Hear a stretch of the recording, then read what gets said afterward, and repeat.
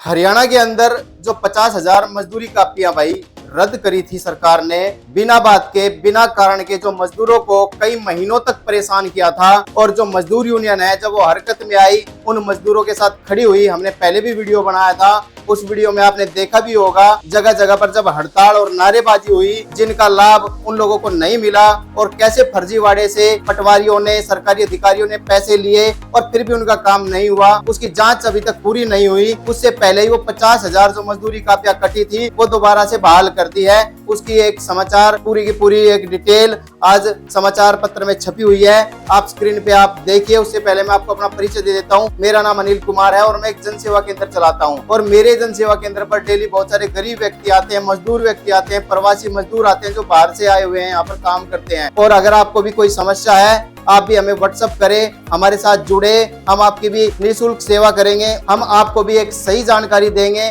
और आपका कोई भी फार्म होगा, आपकी कोई भी दिक्कत होगी, हम घर बैठे ही दूर करने की कोशिश करेंगे। आपको किसी योजना का अगर कोई फार्म भी भरवाना है तो आप इस नंबर पे हमें व्हाट्सएप कर सकते हैं। आप चलिए वीडियो के ऊपर चलते हैं, समाचार बताते हैं आपको क्या है। समाचार ये है कि फर्जीवाड़े की जांच पूरी होने से पहले श्रम विभाग की 50,000 रद्द कापियां बहाल कर दी हैं। यानी कि जांच हुई नहीं, जांच पूरी होने से पहले मंत्री जी ने जो आदेश दिया था उसके अनुसार वो जो कापियां रद्द हुई थी वो दोबारा से चालू कर दी और उसके मैसेज भी सरकार ने मजदूरों के नंबर पर, मोबाइल पर भेज दिए हैं। इसमें आगे क्या लिखा है कि डिप्टी सेक्रेटरी बोले मजदूरों के लाभ को रोका नहीं जा सकता, मंत्री के आदेश अनुसार कार्रवाई की। यानी जो सेक्रेटरी है जहां पर ये एप्लीकेशन लगाई हुई थी, उसने ये कहा है कि मजदूरों का जो लाभ है वो रोका नहीं जा सकता और उनकी ये कापियां चालू कर दी है मंत्री जी का जो आदेश था उसके अनुसार। पंजीकरण बहाल होना, यूनियन की जीत, कई शर्तों पर विरोध जताया। यानी कि जो यूनियन ने मुद्दा उठाया था, जो मजदूर यूनियन है, उसमें मजदूर यूनियन जो सामने आई थी, मजदूर यूनियन ने सभी मजदूरों को इकट्ठा किया,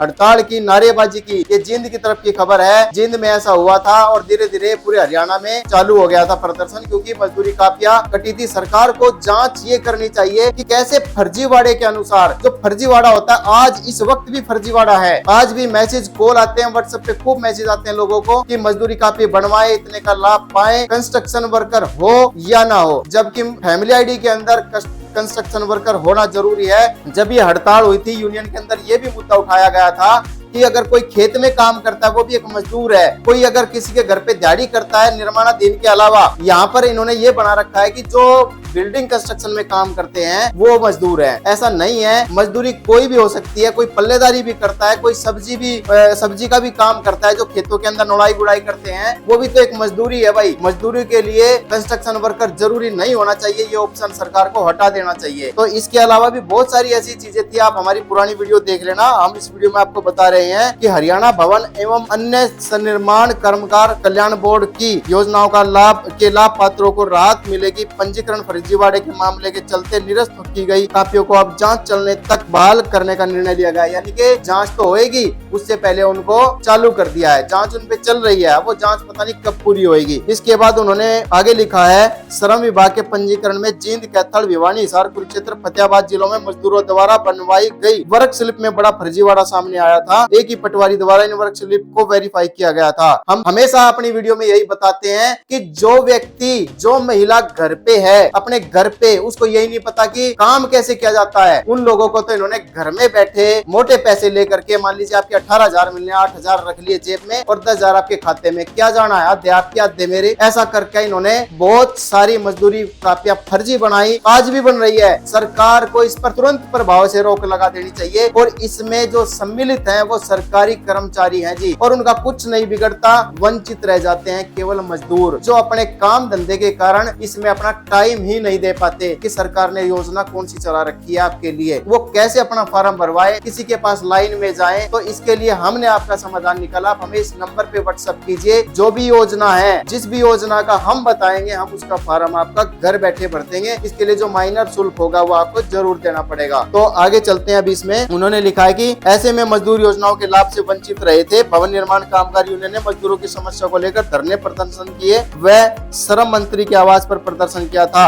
जिस पर विभाग ने अब मामले की जांच पूरी होने तक रद्द कापियों को बहाल कर दिया है। विभाग अधिकारी का कहना है कि जांच के बाद जो सामने आएगा उसके आधार पर आगामी कार्रवाई की जाएगी। इसमें विभाग ने ये कहा है कि हमने कापी चालू कर दी है और जांच चालू है, जांच में जो कापी गलत मिलेगी उसके खिलाफ फिर जो कार्रवाई होगी वो करेंगे। 50,000 निरस्त कापियों को जींद के मजदूरों की 32,000 कापियां थी। ऐसे में 32,000 कापियों की कापियों का लाभ मजदूरों की कापियों का लाभ मिलना बंद हो गया था। वे विभाग कार्यालय के चक्कर काट रहे थे। यूनियन ने पूरे प्रदेश में मजदूरों की कापियां रद्द की। रद्द को बहाल करने की मांग को लेकर प्रदर्शन किया।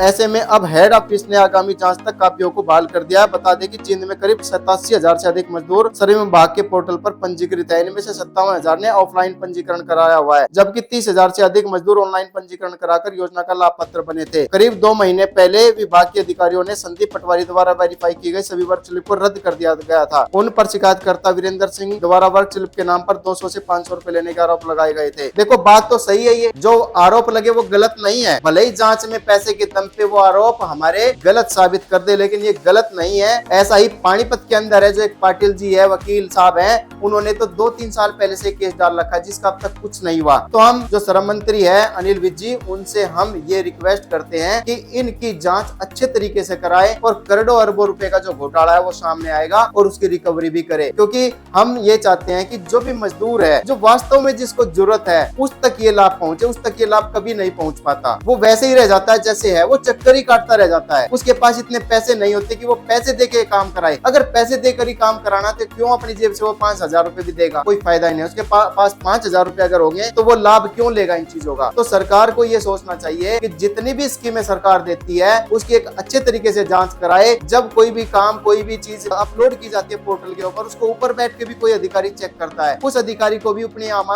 ईमानदारी से काम करना चाहिए और ये देखना चाहिए कि गरीब व्यक्ति का जिसका आवेदन किया गया क्या वास्तव में वो व्यक्ति है या नहीं है। वहां बैठ के आंख बंद करके फोन करके ये ना बोले कि हाँ मैंने तेरा काम कर दिया भाई। हमेशा ऐसे ही होता है और ऐसे ही होता आया है। भले ही सरकार कितना डिजिटल करे, हमने ये ऑनलाइन कर दिया, वो ऑनलाइन कर दिया, लेकिन फर्जीवाड़ा आज तक बंद नहीं हुआ और ना होने की उम्मीद, क्योंकि सरकार का जो सिस्टम है वो बहुत ज्यादा वीक है। जो ऊपर अधिकारी बैठे हैं वो भी बहुत ज्यादा ये समझो कि गरीबों का हक डकारते हैं, कोई कसर नहीं छोड़ते। वैसे ही कह देते हैं कि भगवान देखता, भगवान कुछ नहीं देखता, सब कुछ यहीं पर है। आप गरीबों का हक खाना बंद करो, वही सही है। सबसे अच्छी बात यह है कि आप गरीबों को उनका हक दो, उनका हक खुद मत खाओ। आपको तो सरकार दे भी रही है बहुत सारा, लेकिन आपने अगर 10-15 हजार रुपए मिलने हैं किसी गरीब को और उसमें से 5-6 हजार रुपए ले लिए तो क्या फायदा, उसका हक खाना हुआ। तो आपको वीडियो कैसी लगी, आशा है आपको बहुत अच्छी लगी होगी। तो आप इस वीडियो को और हमारे पेज को जरूर शेयर करें, चैनल को जरूर सब्सक्राइब करें और अपने सभी गरीब भाइयों को इसमें जोड़े। और ये जो हमारा व्हाट्सएप नंबर है इसे अपने फोन में सेव कर ले। कोई भी दिक्कत समस्या अगर आपको आती है, घर बैठे कोई भी फॉर्म भरवाना है, तो आप हमें व्हाट्सएप जरूर करें, कॉमेंट जरूर कर दिया करें भाई। नमस्कार।